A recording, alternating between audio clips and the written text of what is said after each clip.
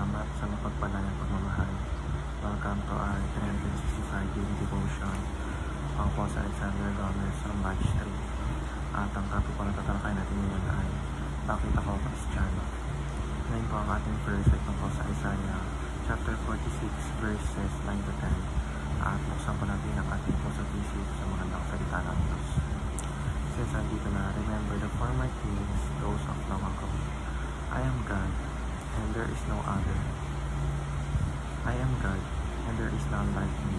I make known the end from the beginning, from ancient times what is still to come.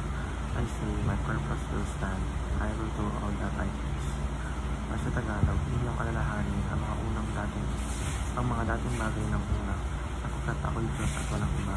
Ako'y Diyos at walang gaya ko, na nagpapahayag ng wakas mula sa pasimula. At mula ng mga unang panahon, ng mga bagay na hindi pa nangyayari. At nagsasabi, ang layunin ko ay may tatatag. At gagawin ko ang lahat ng aking kaligayahan. Teaching number 1. The Bible is proven by fulfilled prophecies. Ang Biblia ay pinatutunayan ng mga natupad na propesiya. Pinapakita ng kasaysayan at mga tala na maraming hula sa Biblia ang natupad ng eksakto mula sa pagdating ni Jesus hanggang sa mga pangyayari sa kasaysayan ng Israel at mundo. Dahil dito, mas malinaw natin nakikita na ang Biblia ay hindi basta gawa ng tao, kundi salita ng Diyos na walang pagkakamali. Teaching number 2. The center of all prophecies is Jesus. Si Jesus ang sentro ng lahat ng propesiya. Lahat ng hula sa lumang tipan ay nagtuturo sa Kanya. Ang Kanyang kapanganakan, buhay, kamatayan at muling pagkabuhay. Ang propesiya ay hindi lang tungkol sa mga pangyayari, kundi sa plano ng Diyos na iligtas tayo kay Kristo. Teaching number 3. The future is sealed in the pages of the Bible.